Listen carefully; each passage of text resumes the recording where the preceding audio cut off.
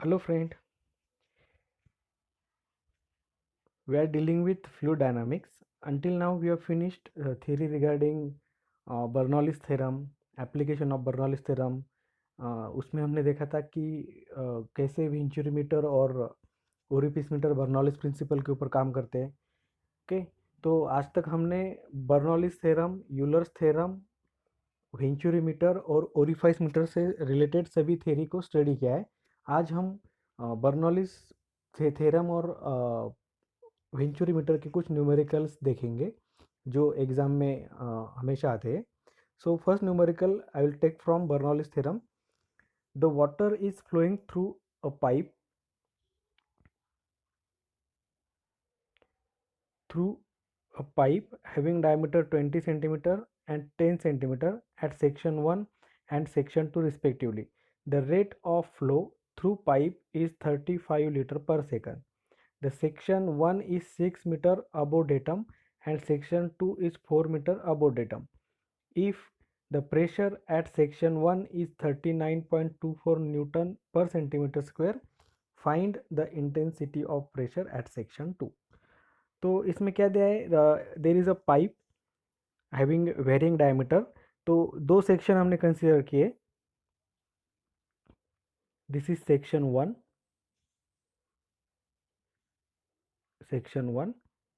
Section two. Okay, section one जो है वो डेटम से 6 मीटर अबो दिया है और सेक्शन टू डेटम से 4 मीटर अबो दिया है। और सेक्शन वन पे डायमीटर है 20 सेंटीमीटर और सेक्शन टू पे उस पाइप का डायमीटर है 10 सेंटीमीटर। क्लियर। और इस पाइप के थ्रू, मतलब ये पाइप इंक्लाइन रखा हुआ है और इस पाइप के थ्रू डिस्चार्ज हो रहा है इतना 39.24 न्यूटन पर, सॉरी 35 लीटर पर सेकंड। ओके, और जो सेक्शन वन पे प्रेशर है वो कितना है 39.24 न्यूटन पर सेंटीमीटर स्क्वायर।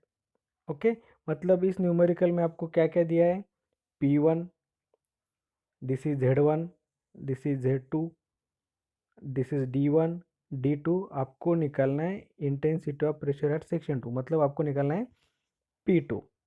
ओके, तो इसके लिए हम बर्नौलिस का थ्योरम यूज़ कर सकते हैं। बर्नौलिस थ्योरम में क्या क्या रहता है कि pressure head at one section, first section, plus velocity head, और इसे काइनेटिक हेड भी कहते हैं, plus datum head equals to respective pressure head, kinetic head and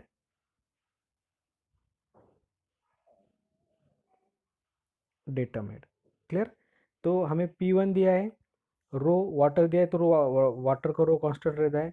V1 हमें नहीं दिया है। ओके, Z1 दिया है, P2 हमें निकालना है, V2 नहीं दिया है और Z2 दिया है।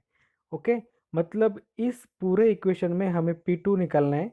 तो P2 निकालने के लिए हमें बाकी सब चीज़ें मालूम रहनी चाहिए, जैसे कि प्रेशर दिया है वो मालूम, वेलोसिटी भी दी रहनी चाहिए लेकिन वो दी नहीं है, वो हमें फाइंड आउट करनी पड़ेगी। ओके, मतलब V1 और V2 को हमने फाइंड आउट कर लिया तो सभी चीज़ें जो हमें मालूम होगी, प्रेशर भी, वेलोसिटी भी, इधर की वेलोसिटी भी और डेटम भी हमें दिया हुआ है, तो हम आराम से P2 निकाल सकते हैं।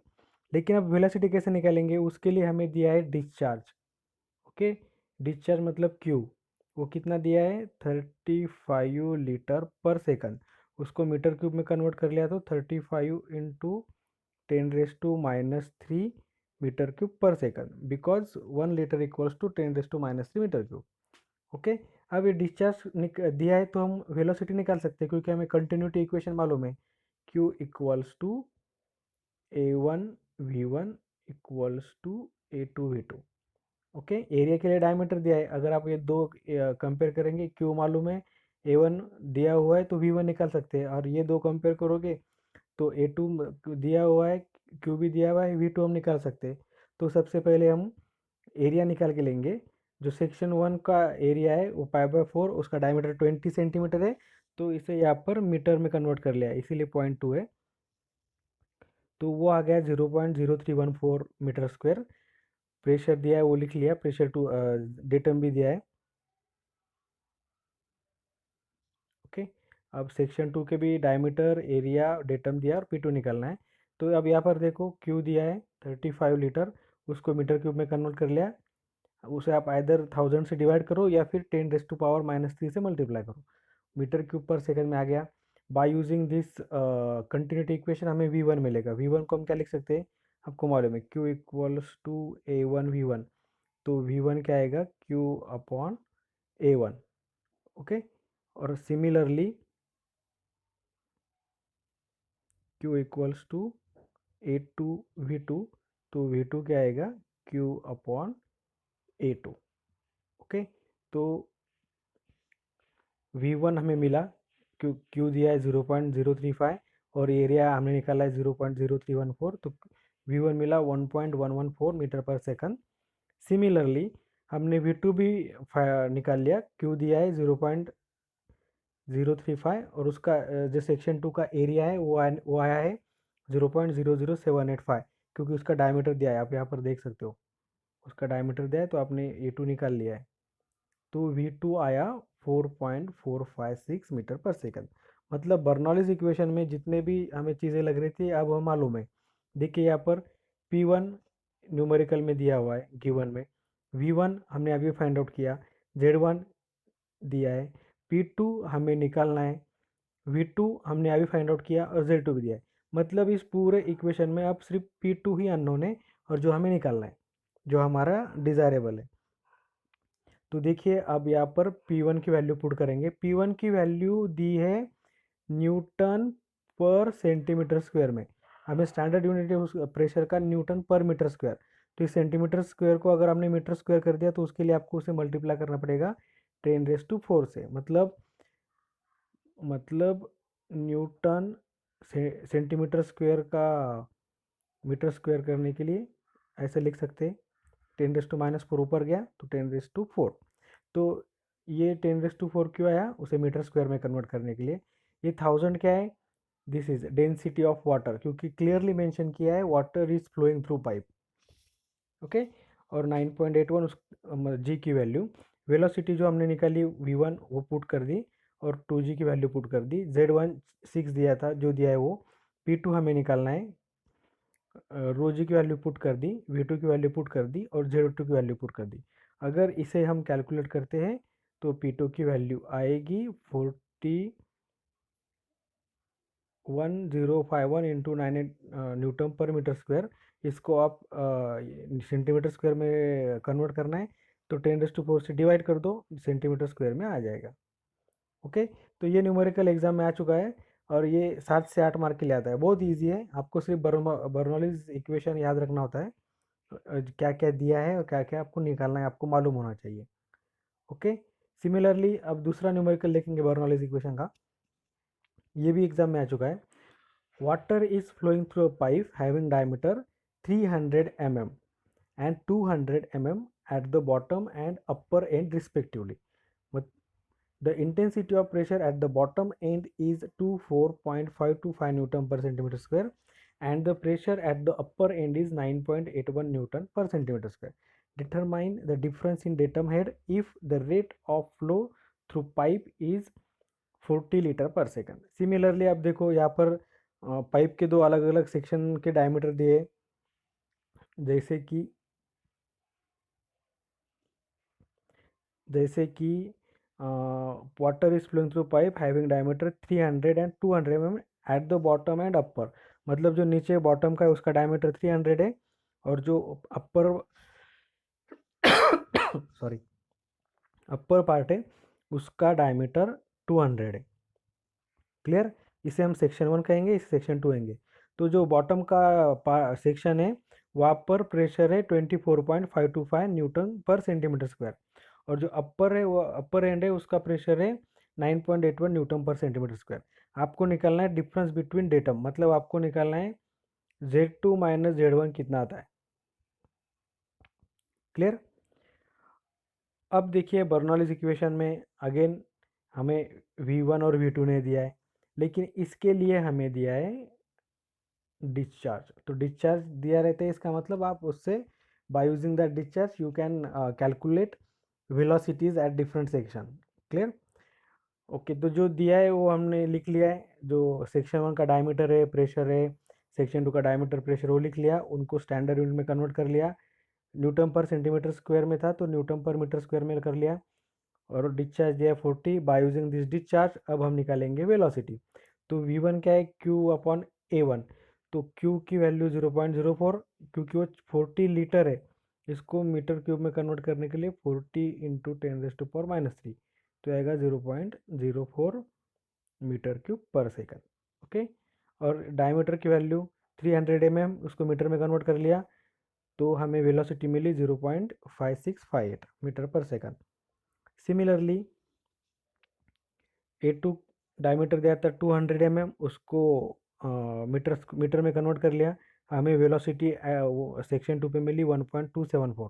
अब हमें सब पता है और हमें निकालना है Z2 माइनस Z1। तो हमने क्या किया, ये ये Z1 को इधर भेज दिया और इधर के सब इधर भेज दिए। ओके, P1 की वैल्यू न्यूटन पर सेंटीमीटर में थी, तो मीटर स्क्वायर में कन्वर्ट करके V1 की वैल्यू भी पुट कर दी, P2 की वैल्यू पुट कर दी, V2 की वैल्यू पुट कर दी। अब इसे आप अगर सॉल्व करोगे तो आपको मिलेगा ये Z1, ये Z1 इधर भेज दो और ये दोनों चीज़ें इधर भेज दो, तो आपको मिलेगा Z2 minus Z1 13.7 metre. Clear? बहुत ही इजी न्यूमेरिकल है इसके, आपको आराम से ये 7 से 8 मार्क देंगे। इसमें न्यूमेरिकल कौन से चीज़ के ऊपर है, Bernoulli's equation, venturimeter, orifice meter, Pitot tube और मोमेंटम इक्वेशन। तो ये 5 में से एक न्यूमेरिकल डेफिनेटली एग्जाम में रहेगा। ये न्यूमेरिकल में अपीयर ऑन बर्नौलीज इक्वेशन और वेंचुरीमीटर और ओरिफिस मीटर और पिटोट ट्यूब और मोमेंटम इक्वेशन। ये सब एक दूसरे के ऊपर लिंक, ये सभी बर्नौलीज इक्वेशन का बर्नौलीज इक्वेशन पे वर्क करते हैं, तो उनका जो सॉल्व करने का तरीका है वो सेम ही है, ज़्यादा कुछ उसमें डिफरेंस नहीं है। तो और एक इम्पोर्टेंट बिट हम बर्नौलीज का छूट गया था कि Bernoulli's equation for real fluid, हमने बर्नौलीज इक्वेशन जो देखा अभी तक ये वाला P1 upon rho ji plus V1 square upon 2G plus Z1 equals to P2 upon rho ji plus V2 square upon 2G plus Z2, ये हमने देखा। ये हमने कैसे किया था, सपोज एक पाइप है, पाइप के थ्रू वाटर फ्लो हो रहा है, हमने दो सेक्शन कंसीडर कर लिए, सेक्शन 1 सेक्शन 2। तो सेक्शन 1 पे जितनी एनर्जी है उतनी सेक्शन 2 पे रहेगी, ये आइडियल कंडीशन में। ओके, क्योंकि सभी जो भी लिक्विड एग्जिस्ट करते हैं उनमें विस्कोसिटी रहती है, और विस्कोसिटी क्या है, विस्कोसिटी है opposition to the flow because of friction offered by two layer. मतलब जो लिक्विड फ्लो होगा वो खुद उसके फ्लो होने को अपोज करेगा because of friction between two layer. उसके जो एडजेसेंट लेयर रहेंगे जितने भी, वो एक दूसरे को फ्रिक्शन की वजह से वेलोसिटी कम कर, मतलब उसका फ्लो होने में रेजिस्ट करेंगे। तो इसका हम क्या, अगर रियल फ्लूइड हम कंसिडर करते हैं जिसमें विस्कोसिटी है, तो हम क्या कंक्लूजन निकाल सकते हैं, suppose this section 1, this is section 2। तो सेक्शन 1 पे जितनी एनर्जी रहेगी उसे मैं E1 कहता हूँ, और सेक्शन 2 पे जितनी एनर्जी रहेगी उसे मैं E2 कहता हूँ। ओके, अब E1 पे जितनी एनर्जी है उतनी एनर्जी E2 मतलब सेक्शन 2 पे नहीं रहेगी, क्योंकि इतना जो पार्ट है यहाँ पर आते आते वाटर की कुछ एनर्जी फ्रिक्शन ओवरकम करने में चली गई। कौन सा फ्रिक्शन, जो अलग अलग लेयर में था, बराबर। मतलब इस केस में हम कंक्लूड कर सकते हैं कि E1 is greater than E2। मतलब शुरू में स्टार्ट में जितनी एनर्जी थी सेक्शन 1 पे उससे कम एनर्जी सेक्शन 2 में रहेगी, क्योंकि यहाँ तक सेक्शन 2 तक आते आते कुछ कुछ एनर्जी का लॉस हो जाएगा फ्रिक्शन ओवरकम करने के लिए, बराबर। तो इसे हम ऐसे लिख सकते हैं कि E1 equals to E2 plus loss of energy. Okay, या थोड़ा सा ठीक से लिखता हूँ। ओके, या फिर से निकालता हूँ, ये पाइप सेक्शन 1 सेक्शन 2, तो हम ऐसे के लिख सकते हैं कि E1 is greater than E2। अब कितने से ग्रेटर होगा इसको हम ऐसे भी लिख सकते हैं, E1 equals to E2 plus loss of energy. ये लॉस क्यों हुआ एनर्जी का, क्योंकि लिक्विड को विस्कोसिटी है, और विस्कोसिटी है मतलब फ्रिक्शन है, तो अगर लिक्विड को फ्लो होना है तो उस फ्रिक्शन को ओवरकम करना होगा। कौन से फ्रिक्शन को? इसके अलग अलग लेयर में जो फ्रिक्शन है। लिक्विड को अगर फ्लो होना है तो इसके जो अलग अलग लेयर में फ्रिक्शन है उसे ओवरकम करना होगा, तभी वो लिक्विड फ्लो होगा। बराबर। अब ये लिक्विड फ्लो हो रहा है, मतलब इसने फ्रिक्शन को ओवरकम कर लिया है। मतलब कुछ जो एनर्जी का पार्ट है इस लिक्विड के, वो उस फ्रिक्शन में लॉस हो गया, फ्रिक्शन ओवरकम करते वक्त लॉस हो गया। मतलब जितनी एनर्जी ये 1 पे थी उससे कम एनर्जी 2 पे रहेंगी।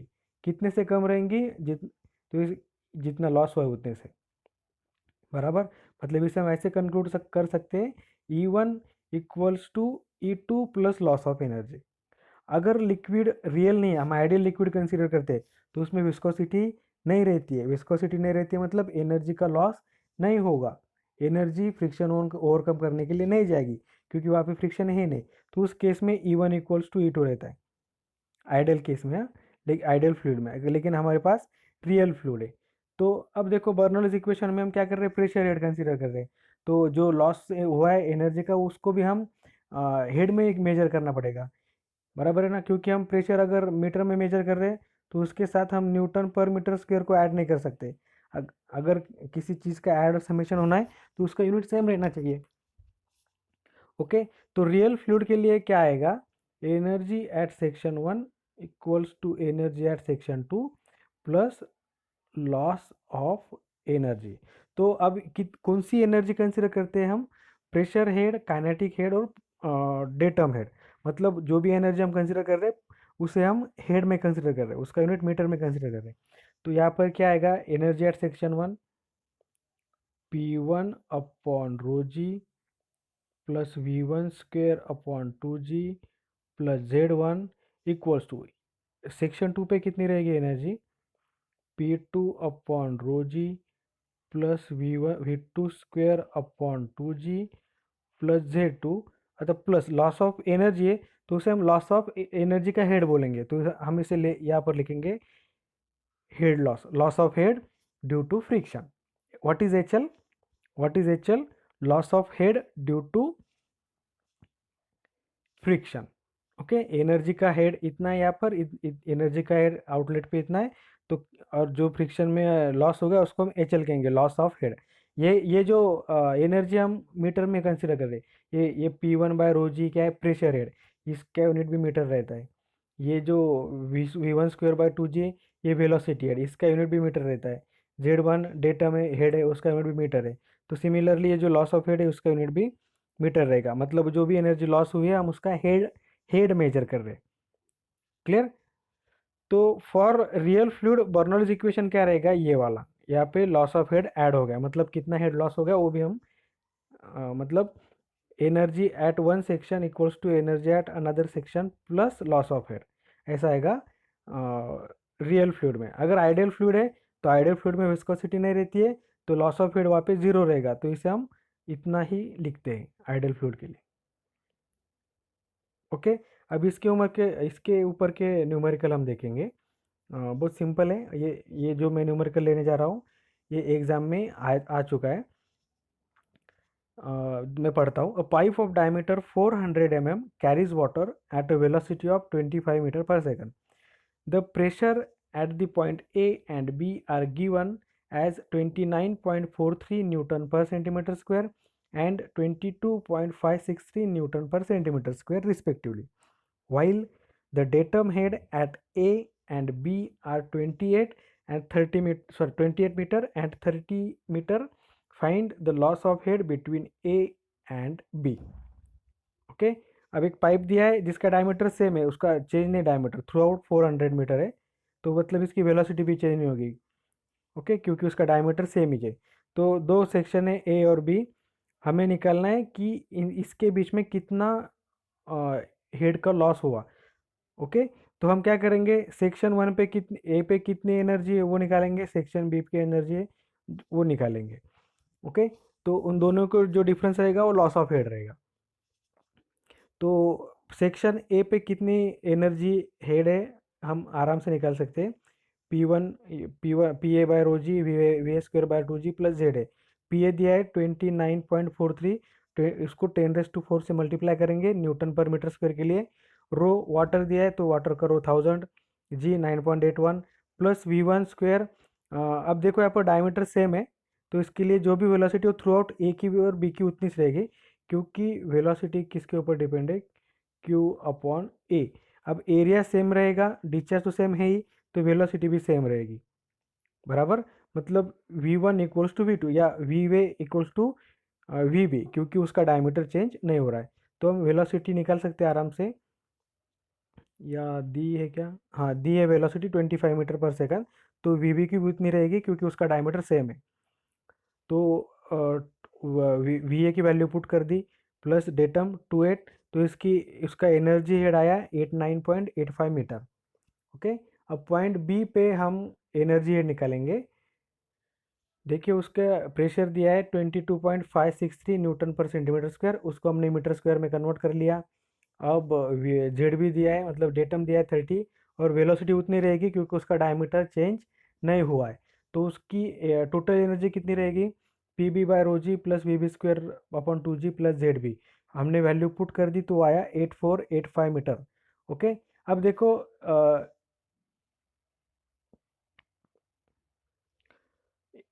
एट ए एनर्जी कितनी है 89.85, और बी पे एनर्जी कितनी है 84.85। ओके, मतलब जब ए से बी तक, दूसरी चीज़ है, अब ए ज़्यादा है बी से, तो जो फ्लो है वो ज़्यादा से कम की तरफ फ्लो होता है। मतलब ये जो फ्लो है वो ए से बी की तरफ हो रहा है, क्योंकि ए की एनर्जी बी से ज़्यादा है। समझ में आ रहा है, ये चीज़ भी पूछ सकते हैं कि फ्लो किस डायरेक्शन में होगा, ए से बी होगा या बी से ए होगा। तो फ्लो ज़्यादा एनर्जी से कम एनर्जी तक होता है, बराबर। ज़्यादा एनर्जी ए की है, तो फ्लो ए से बी की तरफ होगा। अब फ्लो ए पे एनर्जी कितनी थी 89.85, बी पे कितनी है 84.85, तो उसमें कितना लॉस हुआ आप यहाँ पे देख सकते हैं। ई ए माइनस ई बी 89.85 माइनस 84.85, मतलब जो लॉस ऑफ हेड है वो 5 मीटर है। 5 मीटर जो एनर्जी हेड है वो कहाँ पर गया, फ्रिक्शन में ओवरकम हो गया। समझ में आ गया। ये थे बर्नौलीज इक्वेशन के न्यूमेरिकल, जिसमें हमने बर्नौलीज इक्वेशन देखा आइडियल फ्लूइड और रियल फ्लूइड दोनों के लिए। ओके, और उसके ऊपर के न्यूमेरिकल देखेंगे। ये देखे, इसमें से एक न्यूमेरिकल एग्जाम में आ सकता है। अगर आपको कोई भी डिफिकल्टी रहे तो आप मुझे पूछ सकते हो। Thank you.